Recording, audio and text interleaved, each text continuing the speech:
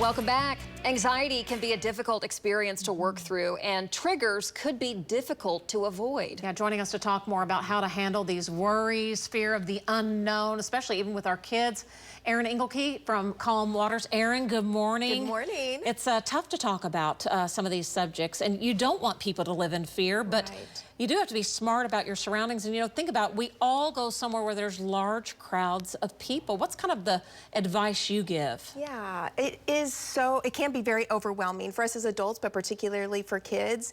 And because we are such a community, right? We like to go to events and enjoy life. It is important that we have some tools in our tool belt, right? To be able to be prepared. And so a lot of times what we say is it's important to recognize that there are safety precautions already in place. Say, for instance, if you go to the Paycom Center to the Thunder game, there are just natural built-in safety measures. So just remembering that before you go to a large event is, I think, first and foremost, really, really important to remember.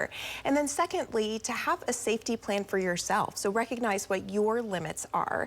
So for instance, maybe sitting closer to a door so that you are able to exit quickly or know exactly where to go in the event that you start to feel anxiety. I think that's a really important thing to remember, that you do have more control than you believe you may. Is there a third topic?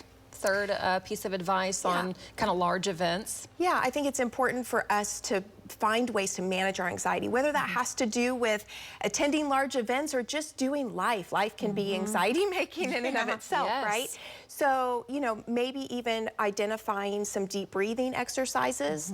A lot of times people don't know that taking a really solid deep breath all the way up and then releasing it actually sends a message to our brains that everything is going to be okay. Calming. So very, very calming. What do you tell kids? Because the one thing I always know is parents can transpose their anxiety onto their children. So one, you have to be mindful of that. Yes. But how do you tell kids, like, hey, the chances of this happening are small, but you do have to be mindful? Yeah, I think going back to that #1 point of our society does have safety in place. There are police officers or security guards that are there to make sure you're safe, to make sure that we're all safe.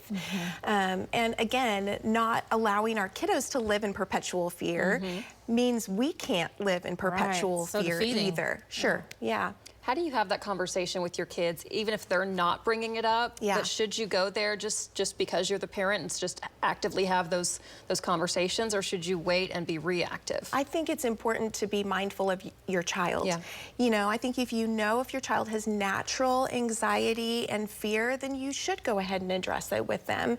Not planting seeds unnecessarily, but certainly reminding them of these really important things that we already know, that they have more control than they think they do. Anything else you want to, you know, there's a lot of parents that watch here in the morning about that. Is there any other final message you'd like to share? I think it's always okay to ask for professional help, right? And that's part of the reason why I like to come on this show, because I think it's important for everybody to recognize it's okay to not be okay at times. And sometimes that means our kiddos aren't okay. Sometimes it means we're not okay. And so finding somebody that, you know, can, whether it's a therapist or an agency that can support you and your family, I think it's important to reach out. Just to process through it all together. Absolutely. It's all good. Yes. What's the website for Calm Waters? It is calmwaters.org. There you go. All right, Erin, thanks so much for joining us. Thank you.